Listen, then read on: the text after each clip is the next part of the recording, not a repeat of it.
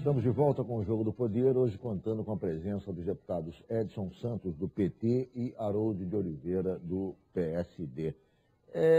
Há registro, deputado Edson Santos, um certo descontentamento na própria base do governo no Congresso em relação ao Palácio do Planalto. Isso foi, digamos, ficou claro em alguns momentos, em algumas votações importantes. Eu cito o exemplo da votação da MP dos Portos, em que houve dificuldade de ser aprovado, houve um confronto, inclusive, envolvendo a base do governo e o Planalto. A liderança do PMDB, enfim, partidos da base divergindo da posição do Planalto ostensivamente. A alegação é de que o governo não tem diálogo com o Congresso, diferentemente do que havia na época do presidente Lula. Não há um fórum de discussão, digamos, entre o Congresso e a base antes das votações, ou seja, os projetos não são apresentados, não são discutidos previamente e há um descontentamento crescente. Esse descontentamento parece que fica um pouco mais potencializado também pelas fragilidades econômicas, ou seja, como o país começa a ter certos problemas e tal, e o Congresso é muito sensível ao que acontece na rua. Se o governo está com aprovação muito alta e não há nenhum tipo de questionamento, também no Congresso não aparecem os questionamentos. Na medida que começa a haver questionamento nas ruas, esse contestamento também ocorre no Congresso. Como é que o senhor está vendo a relação entre Congresso e Planalto e até que ponto essas divergências podem comprometer a base? Olha, no que se refere à medida provisória dos portos, houve uma ampla negociação do governo com o Congresso Nacional. Uma coisa é negociar, outra coisa é aceitar os termos de determinadas negociações.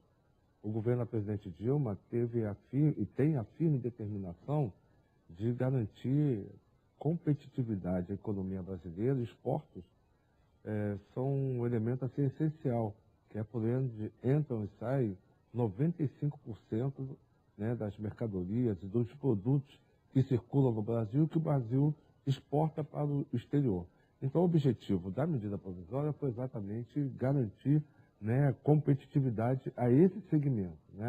É evidente que segmentos da sociedade, segmentos econômicos da sociedade, se articulam para garantir seus direitos ou privilégios já consolidados nos portos brasileiros. Eu acho que o grande problema, tirando o que se expressou na discussão da medida provisória dos portos, é que o governo não concordou, por exemplo, com a renovação das arrendamentos portuários. Exatamente. E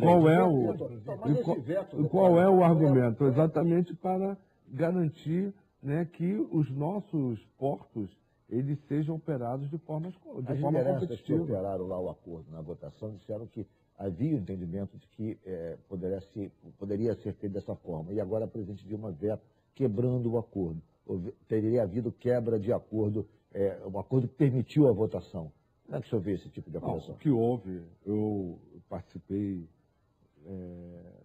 daquele processo longo de votação, o que houve foi uma tentativa legítima de líderes no Congresso de apresentarem emendas, inclusive uma emenda aglutinativa, que em nenhum momento eu fui informado de que havia concordância com o governo. Agora, as emendas foram introduzidas na medida provisória, inclusive de parlamentares do PT, e que foram vetadas, porque o governo tem um propósito nessa nova lei dos portos, exatamente, Ricardo, de sanar esse problema que os portos brasileiros têm de não garantir uma logística eficaz para a entrada e saída de mercadorias no Brasil. Deputado Harold, esse veto, ele realmente foi quebra de acordo? Ele pode complicar a relação, acirrar essas divergências com a base? O PSD, nós votamos de forma independente, votamos pró-Brasil. Nós achamos realmente que uma redução que seja de 6%, 7% dos custos, do custo Brasil para a exportação... Mas tem um ministro, não tem vínculo nenhum, não. O ministro está lá por uma decisão pessoal da presidente com ele. Mas o governo... E porque ele é um competente. O PSD participa do governo. Não, se você acompanhar as votações, vai verificar que nós votamos muita coisa contrariamente. Tá? Isso Não tenha dúvida disso. Tá? É verdade que o fato de ter lá um ministro, que está no Ministério, inclusive, né, da micro e pequena empresa. Micro e pequena empresa. Que gera muito emprego no Brasil. Mas depois que se instalar, mas não me tira do assunto. Voltamos ao tema. Então, os portos, aliás, representam 6 a 7% do custo Brasil que nós chamamos. O grande custo Brasil está também nos aeroportos, está na armazenagem e está nas rodovias. Esse é o grande custo Brasil, está nisso aí, onde tem que ser feitos os investimentos. Essa medida provisória, além de desgastar as relações internas, na minha percepção, Com a base? internas com todos os partidos, né?